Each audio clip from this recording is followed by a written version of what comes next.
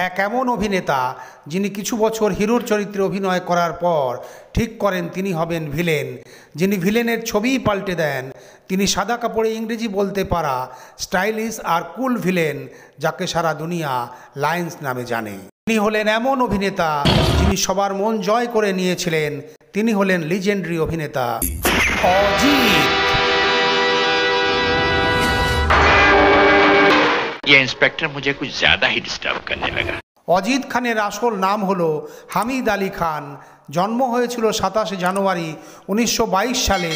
জায়গা ছিল হায়দ্রাবাদ বিরাসতের গোলকুন্ডা, এক দাক্কানি মুসলিম পরিবারে।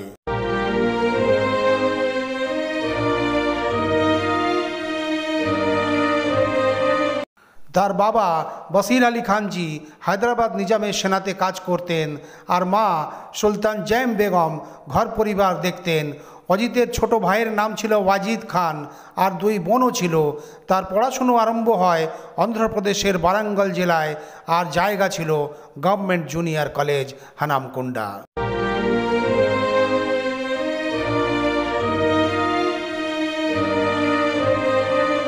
পড়াশুনো করতে করতে ফুটবলের প্রতি তার ভালোবাসা বাড়তে থাকে, আর এমন ফুটবল খেলতে শুরু করেন যে অনেক টুর্নামেন্ট খেলেন আর অনেক ম্যাচ জেতেন। আর সেই সময় তার সুন্দর চেহারা দেখে বন্ধুরা বলেন, বন্ধু হামিদ, তোমাকে তো ফিল্মে যাওয়া উচিত। আর ধীরে ধীরে হামিদ অর্থাৎ অজিতজির মনে হতে লাগে যে তার ফিল্মে যাওয়া উচিত, আর তার মাথায় ফিল্মে অভিনয় করার ইচ্ছা এমন জাগে যে পড়াশুনোর দিকে তার মন থাকে না, আর সাদা কালো বইয়ের ছবিতে রং বেরঙের ফিল্মি মায়ানগরী দেখতে থাকেন। কিন্তু অজিতের কখনোই সাহস হয়নি যে তার মনের কথা বাবাকে বলবেন।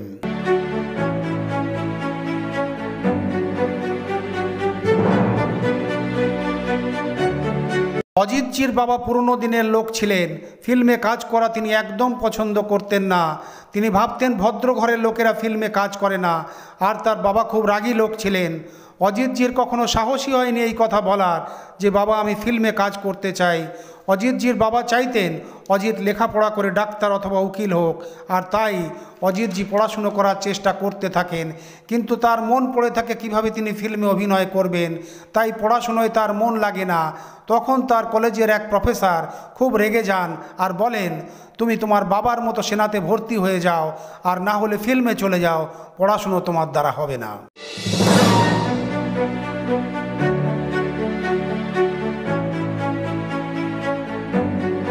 প্রফেসরের কথায় অজিতজি সাহস পান তার স্বপ্ন পূরণের লক্ষ্যে পৌঁছানোর জন্য।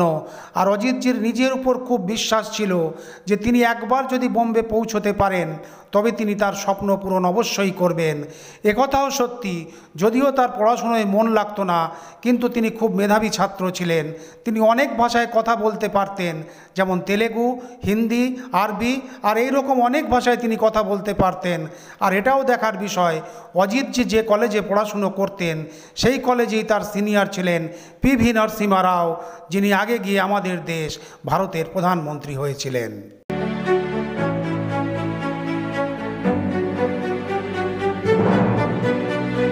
আর এই সময় তার কাজে এসেছিল কলেজের বই। 113 টাকায় তিনি কলেজের বই বিক্রি করে দেন, আর ফের কাউকে না জানিয়ে বোম্বে অর্থাৎ মুম্বাই পাড়ি দেন।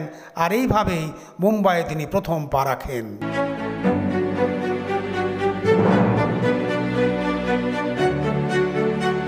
বোম্বে আসতেই স্ট্রাগল শুরু হয়ে যায়।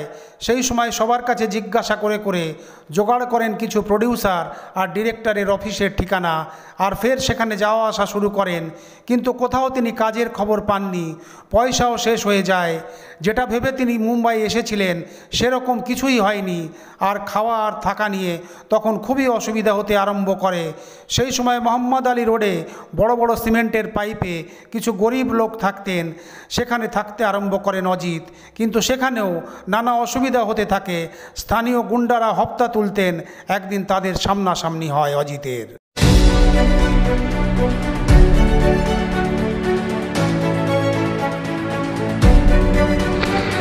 এই গুন্ডারা অজিতের কাছেও হপ্তা উসুলি করার চেষ্টা করে, আর অজিত মানা করে দেন।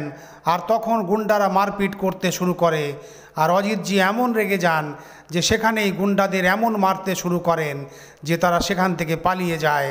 আর এখান থেকেই প্রমাণ হয়ে যায় বাস্তবে লায়ন হলো অজিত, আর ফিল্মি দুনিয়াতে তাকে লায়ন নামে সবাই জানবে। এটা সেই গুন্ডারা কখনো জানতো না।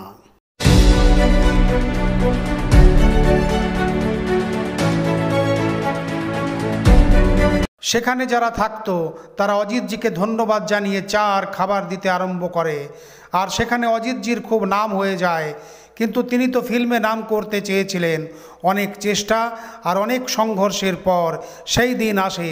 সাল ছিল 1945। জুনিয়র আর্টিস্ট হিসাবে কাজ পেতে শুরু করেন অজিতজি। প্রথম ছবি ছিল কুরুক্ষেত্র, যে ছবির হিরো ছিলেন KL সাইগল।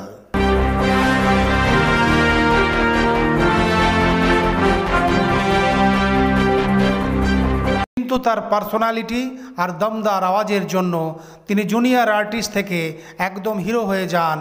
সেই সময় একটা ছবির জন্য অজিতজি 3 টাকা অথবা 6 টাকা পেতেন।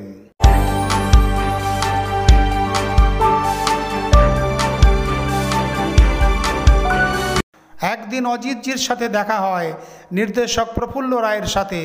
প্রফুল্ল রায় অজিতজিকে দেখে ইমপ্রেশন, আর তিনি একটা ছোট বাজেটের ছবিতে লিড রোলে কাজ করতে দেন অজিতজিকে। আর সেই সময় তার সাথে দেখা হয় গোবিন্দরাম শেঠির সাথে, যিনি তাকে এক অ্যাকশন ছবি পাইয়ে দেন। গোবিন্দ রায় শেঠি তার জীবনে এক গুরুত্বপূর্ণ ভূমিকা পালন করেন। বিষ্ণু টোন নামে একটা প্রোডাকশন হাউসের সাথে অজিতজিকে দেখা করিয়ে দেন।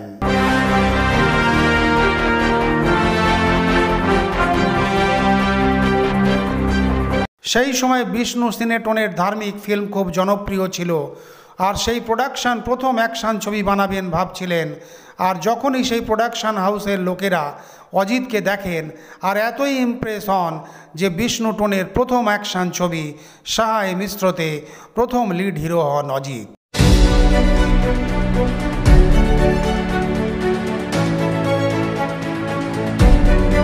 কিন্তু তখনও অজিতের নাম ছিল হামিদ আলী খান। স্ক্রিনের উপর লেখা আসে হামিদ আলী খান। সাহায় মিশ্র ছবি রিলিজ হয় 1976 সালে, কিন্তু এই ছবি একদম চলেনি।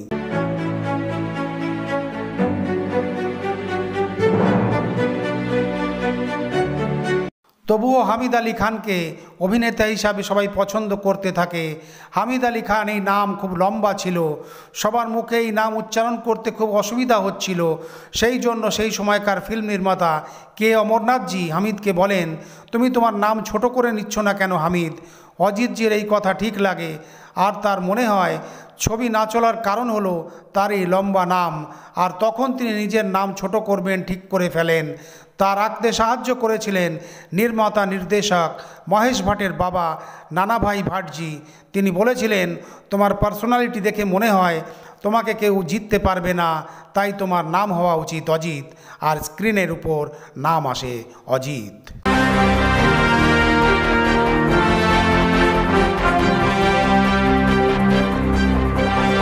তার প্রভাবশালী ব্যক্তিত্ব আর দমদার আওয়াজের জন্য তার কাছে ছবির লাইন লেগে যায়। একের পর এক ছবিতে তিনি অভিনয় করতে থাকেন, কিন্তু এই সব ছবি একদম চলেনি।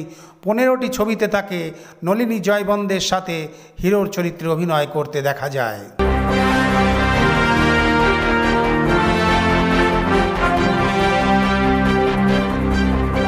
ফের এলো সাল 1950। অজিতের হিরোইন হন মধুবালা, আর এই ছবি হিট হয়। रात नींद ठीक से तो आई? नींद तो आ ही गई थी, मगर खटमलों ने बहुत सताया था। আর ফের 1952 সালে তার হিরোইন হন সুরাইয়া। ছবির নাম ছিল মতি মহল।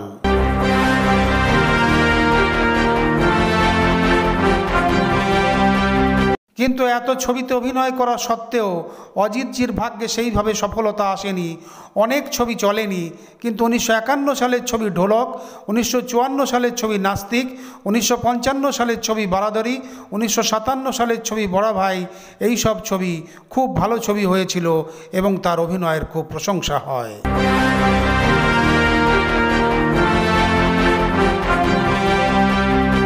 1954 সালের ছবি নাস্তিকের এই গান আজও সবার মুখে মুখে ফেরে। এই গান অজিতজির গলায় শ্যুট করা হয়েছিল। গান ছিল, देख तेरे संसार की हालत क्या हो गई भगवान।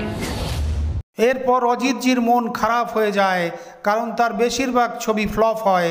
যদিও তার অভিনয় দক্ষতার দ্বারা তিনি ছবিতে অভিনয় করতে থাকেন, কিন্তু সেইভাবে সফলতা তিনি পাননি।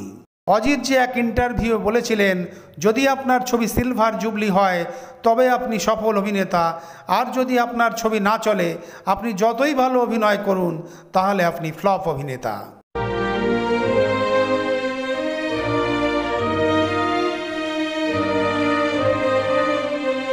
ধীরে ধীরে হিরোর চরিত্রে অভিনয় করা কমিয়ে দেন অজিত।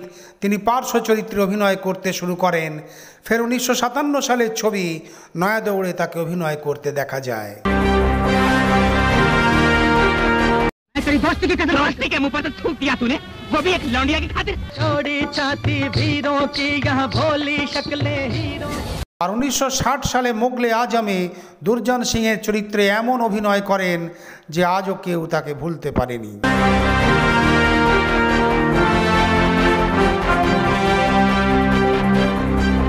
दुर्जन तुम्हारी तलवार एक है और अकबर आजम की तलवारें लाखों। तो फिर एक राजपूत के वचन पर कट जाने वाले सर भी लाखों हैं शहजादे। প্রতিবারের মতো এবারেও তার অভিনয়ের প্রশংসা হয়। একদিন অজিত আর রাজেন্দ্র কুমার অর্থাৎ জুবলি কুমারের সাথে দেখা হয়। দুজনে ভালো বন্ধু ছিলেন।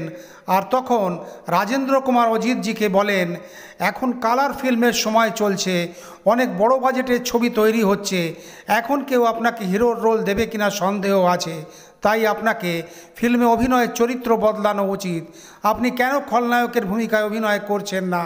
আমি প্রকাশ রাওয়ের ছবিতে অভিনয় করছি, যে ছবির নাম সুরজ। এই ছবিতে আপনি ভিলেনের চরিত্রে অভিনয় করুন।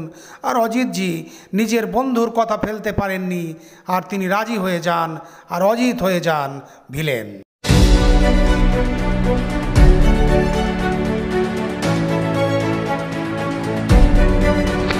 সুরজ ছবিতে ভিলেনের চরিত্রে অভিনয় তার জীবনে এক টার্নিং পয়েন্ট হয়। তিনি ভিলেন হয়ে যান। অজিতজি বলেছিলেন, 1966 সালে সুরজ ফিল্ম এসেছিল, আর তখন থেকে হিন্দি সিনেমায় তার ভিলেনের দৌড় শুরু হয়ে যায়। আর যখন আমি এই শুটিং করছিলাম তখন যে ব্ল্যাক অ্যান্ড হোয়াইট ছবি সাইন করেছিলাম, সেই ছবির প্রডিউসার আমার কাছে আসেন আর বলেন, আমাদের কি হবে অজিতজি, আপনি এই ছবিতে ভিলেনের চরিত্রে অভিনয় করছেন আর আমাদের ছবিতে আপনি হিরোর চরিত্রে অভিনয় করছেন। তখন অজিতজি বলেন, সুরজ ছবি আস্তে আস্তে 2-1 বছর লেগে যাবে, ততক্ষণ আপনাদের ছবি রিলিজ হয়ে যাবে, আর আমি কিছু অন্য ধরনের চরিত্রে অভিনয় করতে চাইছি, প্লিজ আমাকে করতে দিন।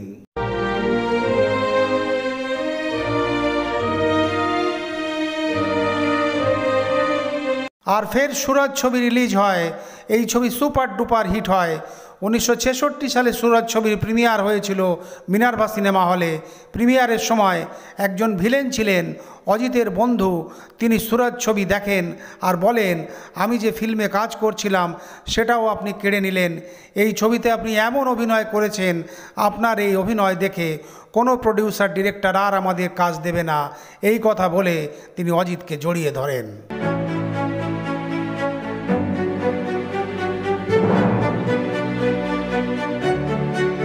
অজিতজিও চেয়েছিলেন ফিল্মে তিনি জনপ্রিয় হন, আর সুরজ ছবি তার শুরুয়াত করে দেয়।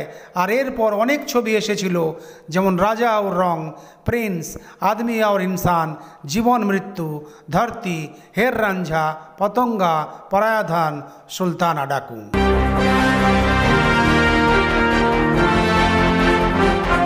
भाई की मौत का बदला चुकाने। আর ফের এক এমন ছবি আসে যেটা 1973 সালের নামকরা ছবি ছিল, যে ছবিতে অ্যাংরি ইয়াংম্যান হিসাবে অমিতাভ বচ্চনজিকে অভিনয় করতে দেখা যায়। ছবির নাম ছিল জঞ্জির, আর অজিতের চরিত্র ছিল ধরমদয়াল তেজা।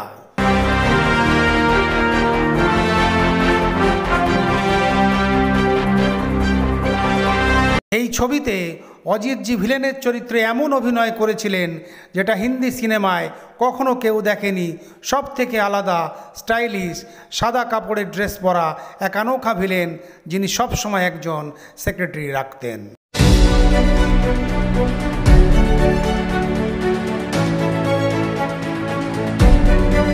जो लोग पार्टियों में अलग थलग रहते हैं वो आमतौर पर बहुत जिद्दी होते हैं। আর এই ঠান্ডা মাথায় ভিলেনের রোল সকলের খুব পছন্দ আসে। इतनी जरा सी बात के लिए तुम मेरे पास चले आए। অজিতজি এই ছবিতে কুল ভিলেনের চরিত্রে এমন অভিনয় করেছিলেন যে শ্রোতা দর্শকরা তার অভিনয় দেখে মুগ্ধ হয়ে গিয়েছিল।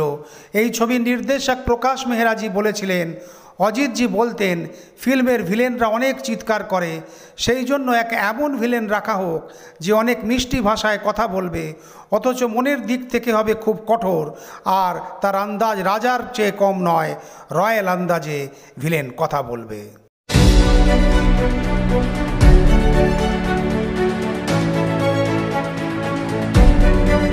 अपनी उम्र से बढ़कर बातें नहीं करते हैं विजय। हो सकता है कि मैंने उन्हें जहर पिलाया हो, लेकिन मैं खुद स्कॉच पीता हूं। এই ছবিতে তার ডায়লগ এমন ছিল আজও সবার কাছে সেই ডায়লগ জনপ্রিয়। অজিতজির ডায়লগ বলার ধরন আর তার আন্দাজের ফলে এই ডায়লগ হিন্দি ফিল্ম ইন্ডাস্ট্রিতে অমর হয়ে যায়।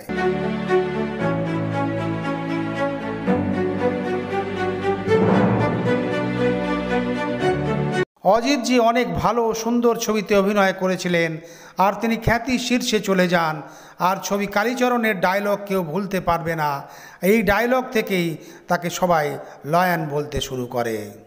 लेकिन एक बात मत भूलिए डीएसपी साहब, ये सारा शहर मुझे लॉयन के नाम से जानता है। আর যেভাবে অজিতজি মোনা ডার্লিং বলতেন, এই ডায়লগও হিন্দি ফিল্ম ইন্ডাস্ট্রিতে সবাই পছন্দ করতে থাকে। मोना, जिस तरह कुछ आदमियों की कमजोरी बेईमानी होती है, इसी तरह कुछ आदमियों की कमजोरी ईमानदारी होती है। অজিতজি একের পর এক ছবিতে কাজ করতে থাকেন, আর নতুন রূপে তাকে ভিলেনের চরিত্রে অভিনয় করতে দেখা যায়, আর তার কাছে ছবির লাইন লেগে যায়। লেখক জাভেদ আখতার বলতেন, অজিতজির জঞ্জির ছবিতে অভিনয় করার পর এক নতুন রূপে খলনায়ক ফিল্ম ইন্ডাস্ট্রি পায়।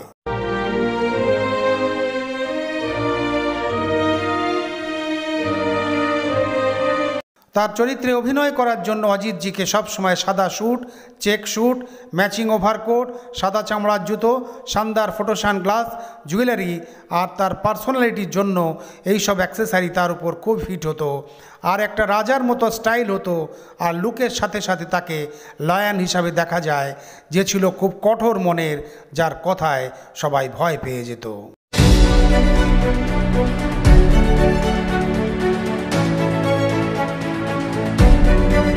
অজিতজির ফিল্মে তার চরিত্র বেশিরভাগ সময় সোনার বিস্কুট চুরি করতে দেখা যায়, আর তিনি গ্যাং লিডার হন প্রেম চোপড়া, রঞ্জিত, কাদার খান, সুজিত কুমারের মতো অভিনেতাদের সাথে।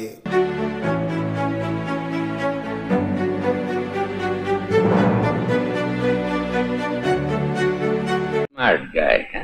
गद्दारी मैंने नहीं की। ये चीट, इस फिल्म के तुमने हमसे 3 लाख रुपए लिए। मुझे बाकी सामान नहीं चाहिए, मुझे वो मूर्ति चाहिए। অজিতজির সাথে বেশিরভাগ সময় মহিলা সেক্রেটারি থাকতো, যার নাম বেশিরভাগ সময় মোনা রাখা হতো, আর অজিতজি তার শানদার স্টাইলে ডাকতেন মোনা ডার্লিং।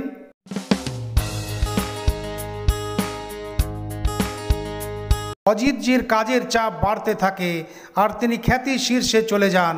তিনি অতিরিক্ত স্মোকিং করতে থাকেন, কখনো কখনো 3 শিফটে তিনি কাজ করতে থাকেন। তখন তার বয়স হয় 55 বছর, আর তার শরীর এত ধকল নিতে পারে না, কিন্তু তবুও তিনি মন দিয়ে অভিনয় করতে থাকেন।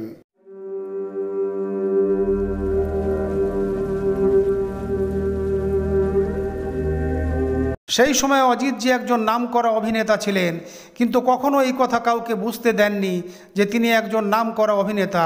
আর সেই সময় বেশিরভাগ হিরো নিজের কাজকে সৎভাবে সময়ের সাথে সাথে করতেন, কিন্তু কাজের চাপ থাকার কারণে তার খুব অসুবিধা হচ্ছিল, আর কাজের শিফটিং নিয়ে খুবই অসুবিধা হয়। কোনো শিফটিং ছিল 10টায়, কোনো শিফটিং ছিল 2টোয়, আবার কোনো শিফটিং ছিল 5টায়। আর বেশিরভাগ সময় হিরোরা ঠিক টাইমে আসতেন না, সময় নষ্ট হতো। তখন অজিতজি ভাবতেন কার ছবিতে আমি কিভাবে অভিনয় করব, আর এই অপেক্ষা অজিতজির আর ভালো লাগে না। আর এইভাবে কাজের চাপ আর অতিরিক্ত স্মোকিংয়ের জন্য তার হয়ে যায় হার্টের অসুখ, আর এই অসুখের জন্য তাকে যেতে হয় আমেরিকা আর করতে হয় বাইপাস সার্জারি।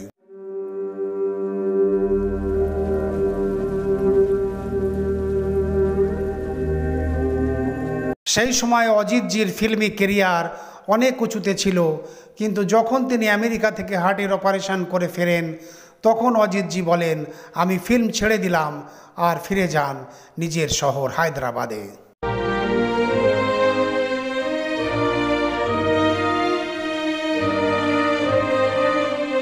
তিনি প্রথম বিবাহ করেন ঈসাই ধর্মের গোয়েন্দিয়ানের সাথে। সাল ছিল 1951, কিন্তু নানা অসুবিধার জন্য এই বিবাহ বেশি দিন চলেনি।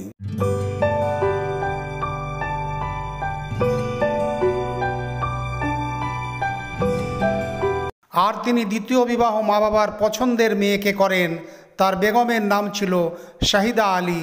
এই বিবাহে অজিতজির 3 বাচ্চা হয়, কিন্তু নানা অসুখের জন্য শাহিদা আলী অজিতজির সাথ দিতে পারেননি এবং তিনি এই পৃথিবী ছেড়ে চলে যান।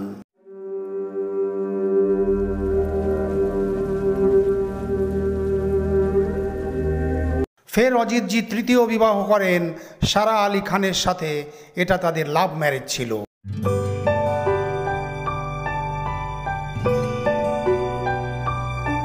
এই বিবাহে অজিতজির 2 ছেলে হয়। অজিতজির 5 ছেলের নাম হলো শাহজাদ খান, জাহির আলী খান, শাহিদ আলী খান, আবিদ আলী খান আর আরবাজ আলী খান।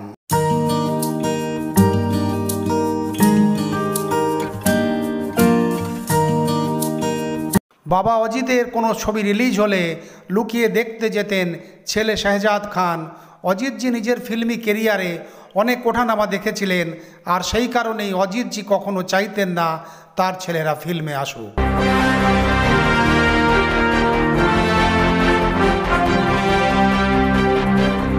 নিজের বন্ধু রাজেন্দ্র কুমারের ছেলের ফিল্মি কেরিয়ার তিনি দেখেছিলেন, আর সেই কারণেই অজিতজি চাইতেন যে শাহজাদ কানাডায় চলে যাক। কিন্তু শাহজাদ বলেছিলেন, একদিন কলেজ শেষ করে ফিরছিলেন, তখন তিনি জানতে পারেন নাসির হুসেন একটা ছবি বানাচ্ছেন, ছবির নাম কায়ামত সে কায়ামত তক। তখন শাহজাদ নাসির হুসেনের সাথে দেখা করেন আর নিজের পরিচয় দেন।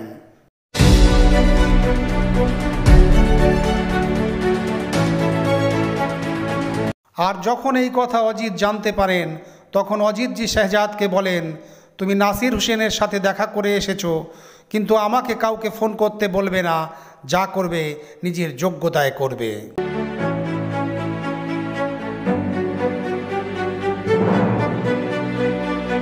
অজিতজি ফিল্ম থেকে দূরে সরে গিয়েছিলেন। হায়দ্রাবাদে এসে তিনি খুব খুশি ছিলেন। নিজের ফার্ম হাউসে তিনি সময় কাটাতেন, কিন্তু সময়ের সাথে সাথে তার ফিল্মি কেরিয়ারের কথা মনে আসে।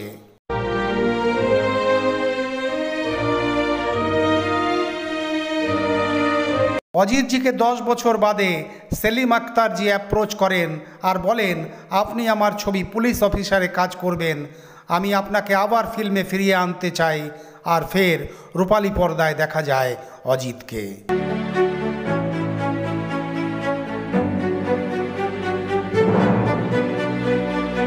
সেলিম আক্তারের ছবি পুলিশ অফিসারে কাজ করার পর আর এক ছবিতে তিনি সাইন করেন। ছবির নাম ছিল জিগার। এই ছবি পুলিশ অফিসারের সাথে 1992 সালে রিলিজ হয়।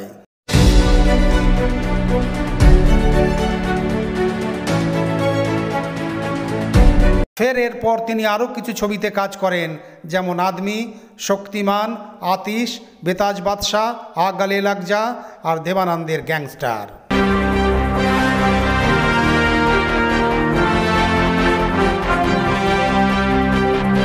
মুম্বাইয়ে আসার পর তার শরীর আবার খারাপ হয়। অনেক রাত্রি পর্যন্ত কাজ করা, স্মোকিং করা আর বাইরের খাবার খাওয়া, আর এই সব কারণে তার শরীর খারাপ হয়।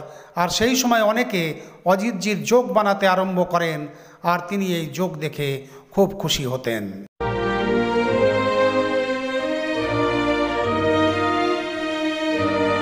ফের এলো সাল 1998, তারিখ 21 অক্টোবর। হায়দ্রাবাদে অজিতজির হার্ট অ্যাটাক হয় আর তিনি আমাদের ছেড়ে চলে যান।